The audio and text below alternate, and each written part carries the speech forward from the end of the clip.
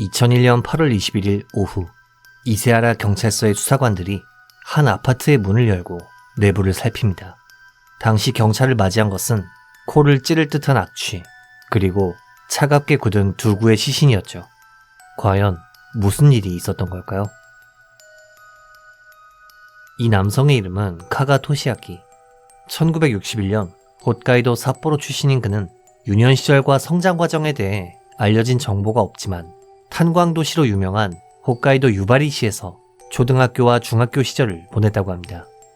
1985년 무렵 카가는 홋카이도를 떠나 가나가와현 히라츠카시에 있는 한 회사에 취직하며 사회인으로 세상에 첫 발을 내딛었지만 그는 그다지 성실한 타입의 인물이 아니었던지라 이내 회사 생활에 적응하지 못하고 퇴직을 하게 되었습니다. 그리고 이후에는 정기적인 직업 없이 불안정한 생활을 이어갔죠. 당시 그는 일자리를 얻거나 정착하기는커녕 타인의 재물에 손을 대고 폭력을 휘두르다 체포되어 강도치사로 교도소에 수감되는 등 전과도 있는 인물이었습니다. 하지만 교도소에서의 수감 생활조차 그의 삐뚤어진 인성을 교화시키지 못했습니다. 출소 후 그가 선택한 삶의 방식이라는 게 자신을 부양해줄 누군가에게 들러붙어 기생하는 것이었기 때문이죠.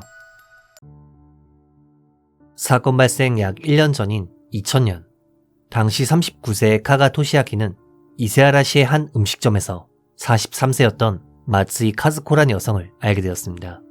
카즈코 씨는 홀로 중학교 1학년생인 딸을 키우며 생계를 꾸려가던 성실한 어머니였는데 카가는 그녀에게 들러붙어 그녀의 집에 얹혀 살며 카즈코 씨가 벌어오는 돈을 파친코에 쏟아붓는 등 정말 한심한 삶을 이어갔죠. 게다가 그는 파친코를 하다 도박 자금이 떨어지면 카즈코 씨의 귀금속을 몰래 훔쳐 전당포에 맡긴 뒤 이 돈으로 다시 도박을 하는 등 파렴치하고 뻔뻔한 행동을 서슴지 않았는데요. 더욱 충격적인 사실은 그는 중학교 1학년생이었던 카즈코 씨의 딸 마나미 양의 용돈에도 손을 대 이 돈마저 파친코로 날려버리기도 했죠. 진짜 내일 모레 마흔인 인간이 어쩜 이렇게 한심한 행동만 골라서 할 수 있을까요? 아무튼 당시 인근에 살던 이웃들은 카가에 대해 어두운 분위기를 풍겨서 말을 걸기 어려웠다 라는 말을 남겼다고 합니다. 그리고 이들이 말하는 어두운 분위기라는 것은 결국 현실에서 끔찍한 방식으로 드러나게 되었죠. 한편 카즈코 씨의 딸이었던 마나미 양의 입장에서 카가에 대한 혐오감은 어쩌면 당연했습니다. 자신의 어머니를 경제적으로 착취하고 자기 용돈까지 훔쳐간 남자를 순순히 따를 자식이 세상에 몇이나 있을까요? 당시 마나미 양은 카가에게 반항적인 말투로 자신의 거부감을 분명하게 표현했었고 카가는 겉으로는 아무렇지도 않은 척했지만 그 내면에서는 열등감과 증오심이 끓어오르고 있었습니다. 2001년 8월 4일, 이날은 이세하라 지역에서 화려한 불꽃놀이 축제가 예정되어 있던 날이었습니다. 그리고 이날 오후 무렵 카즈코 씨의 자택에는 카가와 마나미 양이 단둘이 남아있는 상태였는데요. 물론 카즈코 씨는 생계를 위해 직장에서 근무하고 있었죠. 그런데 갑자기 카가는 마나미 양에게 같이 불꽃놀이 보러 가자 라는 제안을 했습니다. 하지만 원래부터 카가를 싫어했던 그녀는 이 제안을 단호하게 거절했죠. 그리고 카가는 이 단호한 거절의 말투가 자신의 자존심에 상처를 입혔다고 느꼈고 이내 분노의 이성을 잃게 됩니다. 그는 즉시 부엌으로 달려가 식칼을 집어들었고 이내 무방비 상태였던 마나미 양의 등 뒤로 접근, 등을 공격하는 것은 물론 팔과 붕대를 이용해 마나미 양의 목을 졸라 목숨을 빼앗았습니다. 참고로 이 범행 동기와 살해 이유는 어디까지나 카가의 일방적인 주장이기 때문에 어느 정도 걸러들으시는 것을 추천합니다. 어쨌든 이런 상황에서 일반적인 사람이라면 자수를 하는 게 보통이겠지만 카가는 그렇지 않았습니다. 그는 우선 시신을 이불 위에 옮겨둔 후 어차피 이렇게 된 거 도주 자금이라도 훔치자 라고 생각해 근처 마트로 이동, 흉기로 사용할 과도를 구매하는 것은 물론 집에 있던 철제 망치를 미리 준비한 후 카즈코 씨의 귀가를 기다렸습니다. 당시 카가는 치밀하게도 카즈코 씨의 직장에 전화해 그녀가 언제쯤 귀가하는지 확인, 범행 시간을 예상하는 등 계획적인 행적을 보였는데요. 그리고 이내 밤 10시 무렵 고된 일과를 마친 카즈코 씨가 현관을 열고 들어왔습니다. 당시 그녀는 이불 위에 누워있는 딸을 발견하고 아이가 자고 있다고 생각, 다정하게 이름을 부르며 그녀에게 다가갔는데요. 그런데 그 순간 어둠 속에 숨어있던 카가가 철제 망치로 그녀의 머리를 공격했습니다.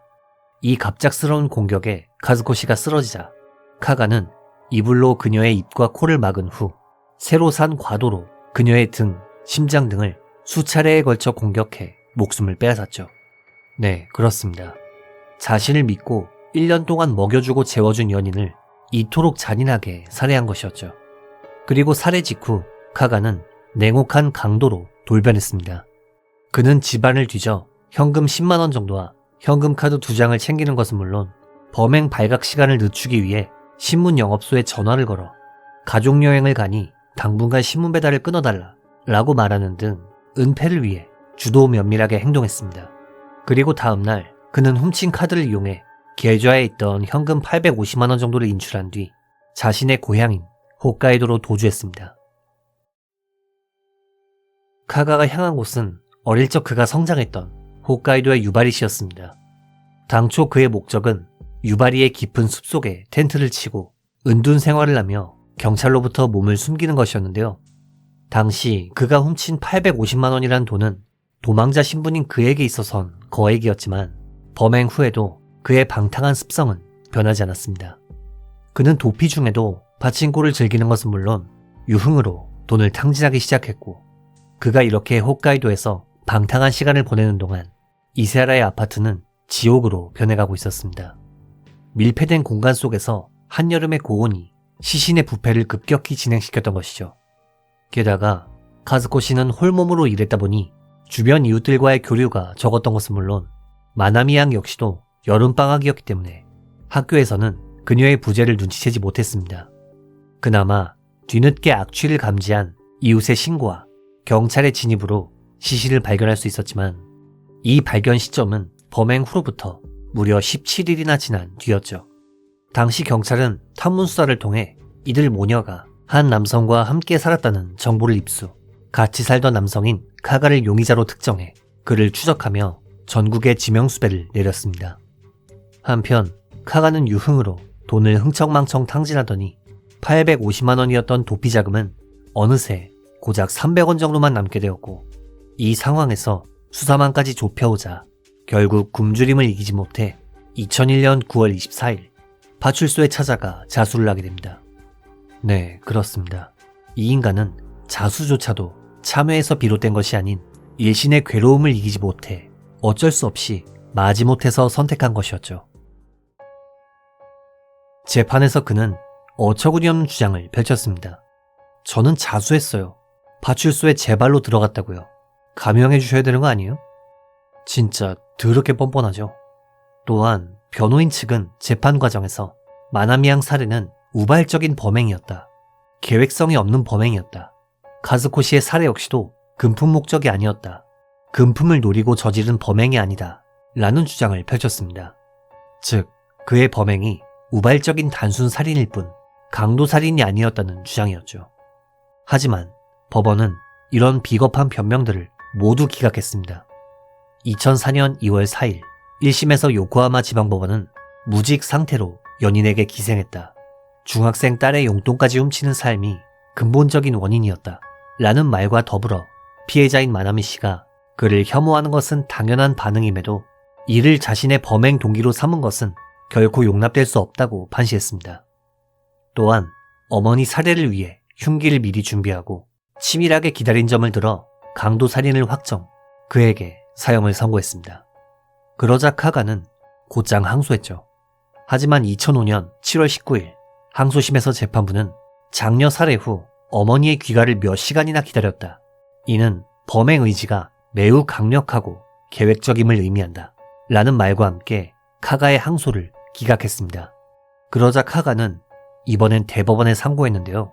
하지만 2008년 6월 5일 일본 최고재판소는 판결문을 통해 범행 수법이 집요하고 잔인하다. 잘못을 반성하기보다 피해자에게 책임을 전가했다. 형사 책임이 극도로 중대하다. 라는 말과 함께 최종 상고를 기각, 카가의 사형을 확정했습니다. 참고로 이 인간은 어떻게든 사형을 피하기 위해 수회에 걸쳐 재심을 청구했다고 합니다. 진짜 양심이 없죠. 이번 영상 어떻게 보셨는지요? 불꽃놀이 보러 가기 싫다고 대답했다는 이유로 신세진 애인의 딸을 죽이는 것은 물론 가명 운운하는 것을 보면서 진짜 어쩜 이렇게 옹졸하고 뻔뻔한 인간이 있을 수 있나 싶은 생각이 드는 그런 사건이었습니다. 피해자분들의 명복을 빌며 영상을 마칩니다. 규미사였습니다.